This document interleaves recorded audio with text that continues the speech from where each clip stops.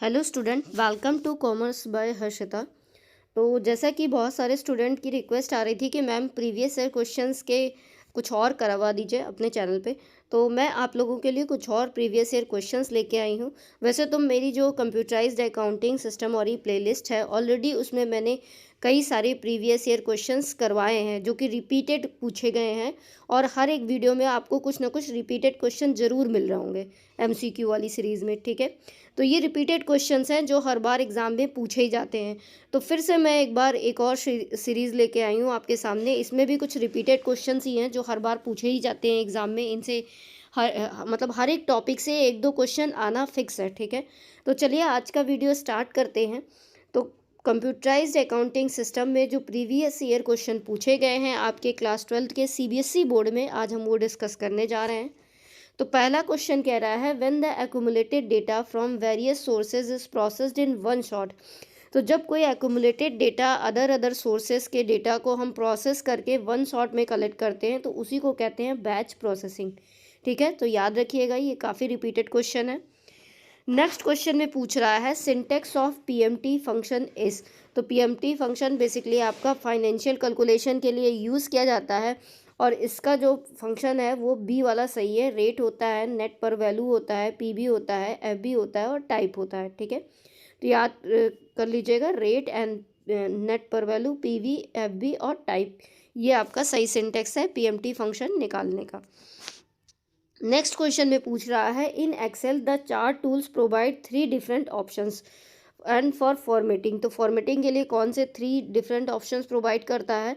तो ये आपका डिज़ाइन, लेआउट और फॉर्मेट, 3 ऑप्शंस प्रोवाइड करता है फॉर्मेटिंग का। तो इसको याद रखिएगा, in Excel the chart tools provide 3 different options, designs, layout and format. ठीक है, चलिए नेक्स्ट क्वेश्चन में कह रहा है कि which formula would result in true if C4 is less than 10। मतलब C4 हमारा लेस देन 10 है और आपका D4 जो है वो भी क्या है, लेस देन 100 है। तो ये ऑप्शन सही होना चाहिए। तो देखा जाए तो C4 लेस देन 10 केवल इसमें है, लेकिन D4 लेस देन 100 इसमें नहीं है, बल्कि ये कॉमा लग गया है। तो ये आपका टाइपिंग मिस्टेक है। एक्चुअल में यहाँ पे D4 लेस देन 100 होना चाहिए था। ठीक है, तो कुछ टाइपिंग मिस्टेक है, बाकी आंसर यही होना चाहिए। ठीक है, चलिए तो नेक्स्ट देखिए, यहाँ पे मैंने आंसर सही भी दिया है आपको, C4 लेस देन 10 और D4 लेस देन 100। ठीक है, चलिए नेक्स्ट क्वेश्चन में कह रहा है which formula results can be display in auto calculate. तो कौन सा ऐसा फॉर्मूला है जो ऑटो कैलकुलेट ऑप्शन है जिसका? तो sum, average, max, look, level, average, minimum और ब्लैंक। तो अगर हम देखें तो सम का तो ऑटो फॉर्मेट होता ही है और एवरेज का भी ऑटो फॉर्मेट होता है। ठीक है, तो सम एंड एवरेज हमारा सही आंसर हो जाएगा, क्योंकि इसके लिए हर बार हमें फॉर्मूला टाइप करने की ज़रूरत नहीं है। ऊपर ऑटो कैलकुलेशन का ऑप्शन रहता है सम और एवरेज के केस में। ठीक है, तो इसको याद रखिएगा। नेक्स्ट क्वेश्चन पे चलते हैं। नेक्स्ट क्वेश्चन में कह रहा है when navigating in a workbook which command is use to move to the beginning of the current row. तो अगर हमें करंट रो के बिगनिंग में जाना है तो हम कौन सा कमांड यूज़ करेंगे? तो उसके लिए हमें होम कमांड यूज़ करना पड़ता है। ठीक है, तो याद रखिएगा। नेक्स्ट क्वेश्चन में कह रहा है what category of function is used in this formula. तो पीएमटी C10 12 मतलब पीएमटी का फंक्शन लगाया गया है, तो ये कौन सा फंक्शन है? ये लॉजिकल है कि फाइनेंशियल है कि पेमेंट है कि स्टैटिस्टिकल है? तो ये आपका फाइनेंशियल फंक्शन है। अभी मैंने ऊपर ही आपको बताया था, तो पीएमटी आपका फाइनेंशियल फंक्शन है, तो यहाँ पे हमारा आंसर फाइनेंशियल हो जाएगा। ठीक है, चलिए अब नेक्स्ट क्वेश्चन में कह रहा है state any 3 types of accounting vouchers used for entry in tally software. तो अकाउंटिंग वाउचर्स में टैली सॉफ्टवेयर में टैली सॉफ्टवेयर में एंट्री करने के लिए कौन से अकाउंटिंग वाउचर्स यूज़ किए जाते हैं, उसमें से किन्हीं 3 का नाम आपको लिखना है। ठीक है, और या फिर क्वेश्चन में पूछेगा accounting vouchers used for entry in tally software, या फिर define any 3 types of vouchers which form the basis of entry in tally software. तो तीनों तरह से क्वेश्चन पूछा जा सकता है। आंसर इसका यही है कि हमारे पास कई सारे अकाउंटिंग वाउचर्स होते हैं जिसमें हम अपने ट्रांजेक्शन्स की एंट्री करते हैं या वाउचर एंट्री करते हैं। तो एक आपका कॉन्ट्रा वाउचर होता है जिसमें हम कॉन्ट्रा एंट्री करते हैं। दूसरा आपका पेमेंट वाउचर है जिसमें हम पेमेंट से जुड़ी हुई एंट्री करते हैं। तीसरा आपका रिसीप्ट वाउचर है जिसमें हम कैश या चेक के थ्रू कुछ रिसीप्ट हो रहा है तो उसकी एंट्री करते हैं। चौथा आपका परचेज वाउचर है जिसमें हम क्रेडिट परचेज ऑफ गुड्स कर रहे हैं तो उसकी एंट्री परचेज वाउचर में करते हैं। ठीक है, उसी तरीके से सेल्स वाउचर होता है, तो सेल्स की एंट्री हम सेल्स वाउचर में करते हैं, ठीक है। चलिए नेक्स्ट क्वेश्चन अगर हम देखें तो उसमें कह रहा है state any 3 requirements which should be considered before making an investing decision to choose between desktop database और सर्वर डेटाबेस। तो ये आपका डीवीएमएस से क्वेश्चन है। तो डेस्कटॉप डेटाबेस और सर्वर डेटाबेस में से अगर हमें कोई एक चूज़ करना हो तो हम कौन सा इन्वेस्टिंग डिसीजन लेंगे। तो will the desktop databases residing in standard personal computers. तो डेस्कटॉप डेटाबेस में हमारा एक स्टैंडर्ड पर्सनल कंप्यूटर होता है which are oriented towards single user application, जो कि सिंगल यूज़र एप्लीकेशन पे काम करता है। Server database are gear toward multiple user application, लेकिन जो सर्वर डेटाबेस है वो मल्टीपल यूज़र एप्लीकेशन पे काम करता है, जबकि आपका जो डेस्कटॉप डेटाबेस है वो सिंगल यूज़र पे काम करता है, ठीक है। तो understandably the server database containing additional provisions, तो उसमें एडिशनल प्रोविजंस होते हैं रिलायबिलिटी और डेटा की कंसिस्टेंसी के लिए, ठीक है, क्योंकि मल्टीपल यूज़र इन्वायरमेंट है, कई सारे अलग अलग यूज़र उस पर काम कर रहे हैं, ठीक है। तो इस substantially costlier then the desktop database, तो ये ज़्यादा कॉस्टलियर महंगा होगा डेस्कटॉप डेटाबेस से, क्योंकि इसमें नंबर ऑफ़ यूज़र्स ज़्यादा होते हैं, ठीक है। तो hence it is imperative to do a careful analysis of our requirements before investing in a database solution. तो अगर हमें इन्वेस्टमेंट करना है डेटाबेस सोल्यूशन पे तो हम कौन सा डेटाबेस लेना चाहते हैं, इसके लिए हमें केयरफुल एनालिसिस करना पड़ेगा। तो हमें कौन कौन से पॉइंट ध्यान में रखने होंगे इन्वेस्टमेंट करने से पहले। तो हमें what data is required to be stored in a database, ये सोचना होगा कि हमें कौन सा डेटा स्टोर करना है डेटाबेस में।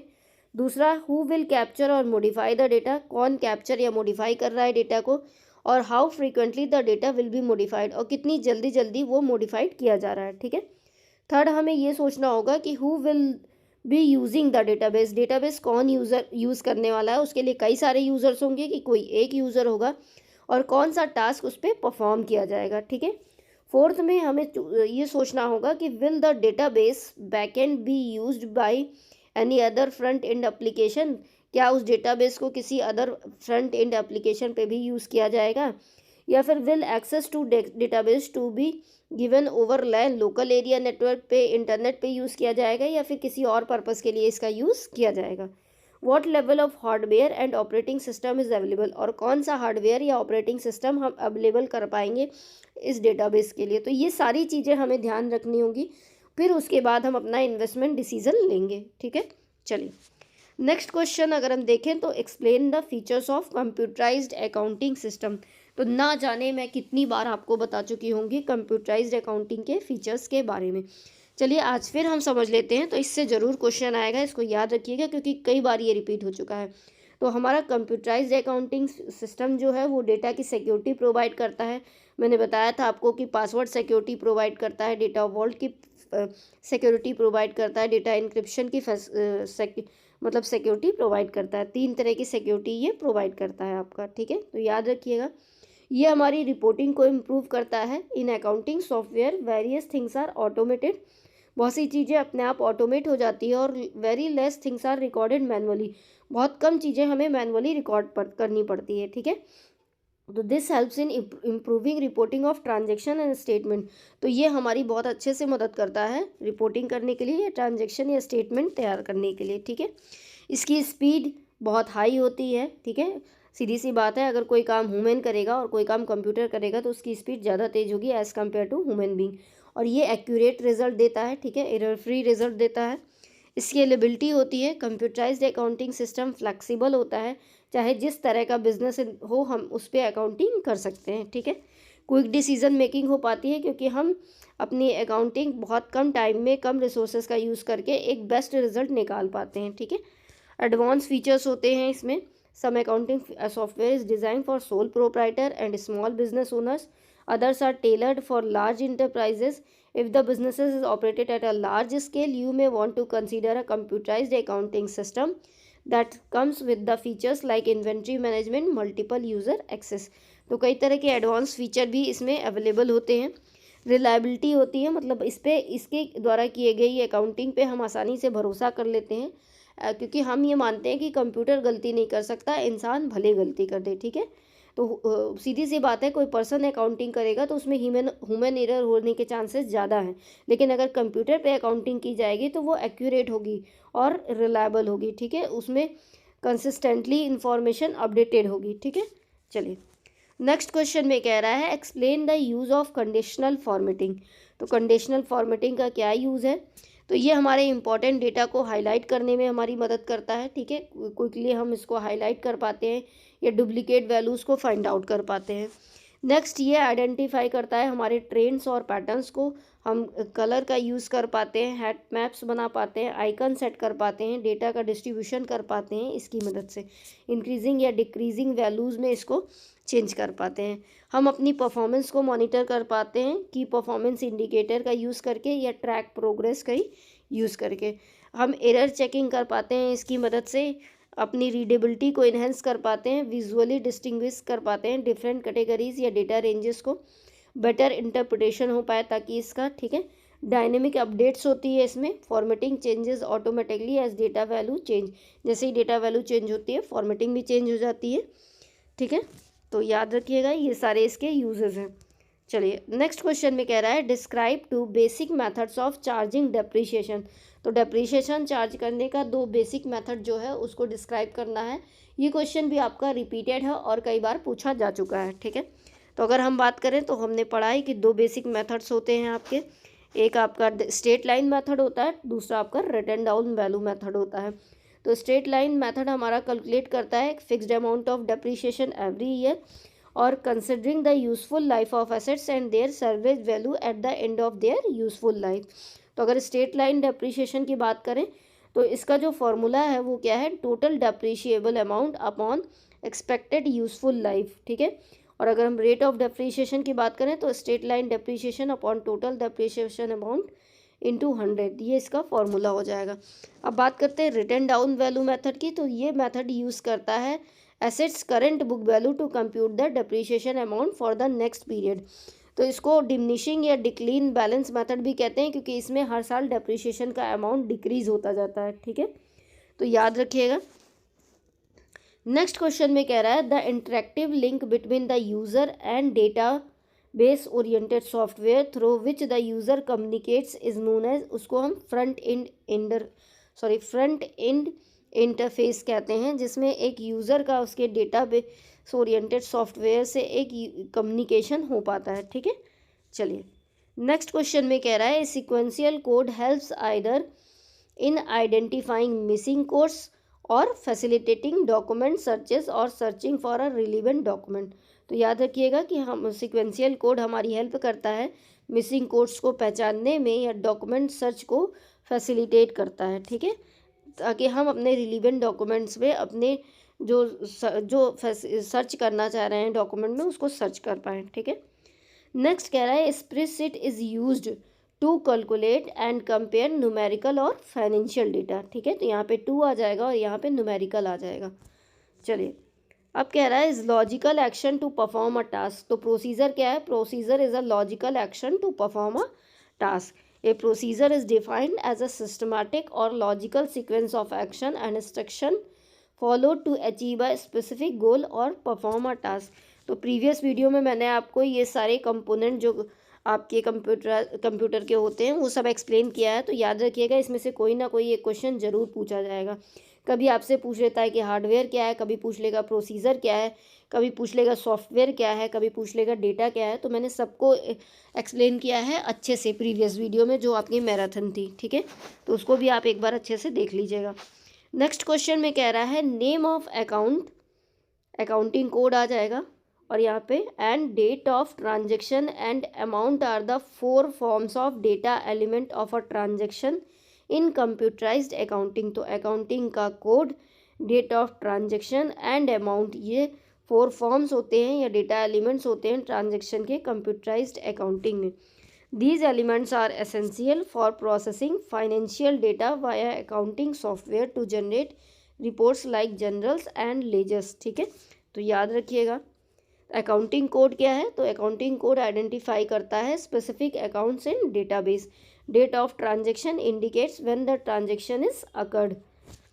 चलिए अब सेल एड्रेस रिफर्स टू, तो सेल एड्रेस हमारा लोकेशन को भी बताता है, सेल के ये ग्रुप्स को भी मतलब सेल ऑफ ग्रुप्स के लोकेशन को भी बताता है, सेल रेफरेंस भी बताता है। तो यहाँ पे हमारा आंसर ऑल ऑफ दीस हो जाएगा। ठीक है, चलिए नेक्स्ट क्वेश्चन में कह रहा है to expect a well formatted printable data from Access database we use. तो हमें एक प्रिंटेबल फॉर्मेट में जो डेटा मिलता है डेटाबेस से, उसी को क्या बोलते हैं, रिपोर्ट बोलते हैं। ठीक है, तो यहाँ पे ये रिपोर्ट के बारे में बता रहा है, तो हमारा आंसर हो जाएगा रिपोर्ट। नेक्स्ट क्वेश्चन में कह रहा है write and explain the formula to calculate basic earn and total earnings. ये भी बहुत रिपीटेड क्वेश्चन है, कई बार पूछा जा चुका है कि बेसिक पे और टोटल अर्निंग्स कैसे निकालते हैं। तो बेसिक पे की बात करें तो ये हमारा फिक्स्ड टैक्सेबल कोर अमाउंट है, जो कि हमारे बोनस या डिडक्शंस के बावजूद हमारी सैलरी में मिलना ही मिलना है। तो बेसिक पे निकालने के लिए ग्रॉस सैलरी में से अलाउंस और बोनसेस माइनस कर देते हैं। टोटल अर्निंग्स निकालने के लिए बेसिक पे plus allowance plus bonus add कर देते हैं। और नेट इनकम निकालने के लिए टोटल अर्निंग्स में से डिडक्शंस माइनस कर देते हैं, तो हमारी टोटल नेट पे आ जाती है। ठीक है, चलिए तो कुछ इतने क्वेश्चंस मैं आप लोगों के लिए लेके आई थी। अगर आपको कोई भी डाउट हो तो आप कमेंट करके पूछ सकते हैं, और अगर आपको इसका पीडीएफ चाहिए होगा तो इसी वीडियो के नीचे कमेंट कर दीजिएगा, तो मैं अपने Telegram channel @commerce by Harshita पर शेयर कर दूंगी, तो आप वहां से पीडीएफ डाउनलोड कर सकते हैं। और वीडियो को ज़्यादा से ज़्यादा शेयर करिएगा ताकि ज़्यादा से ज़्यादा स्टूडेंट बेनिफिट उठा सके। और एग्ज़ाम से पहले हमारी जो 2 मैराथन है उसको ज़रूर अच्छे से देख लीजिएगा। ठीक है, मतलब 50 to 60% तो आपका उस मैराथन से ही क्वेश्चन पूछा जाएगा। ठीक है, चलिए चैनल को सब्सक्राइब कर दीजिएगा आगे की और वीडियोज़ देखने के लिए। Thanks for watching.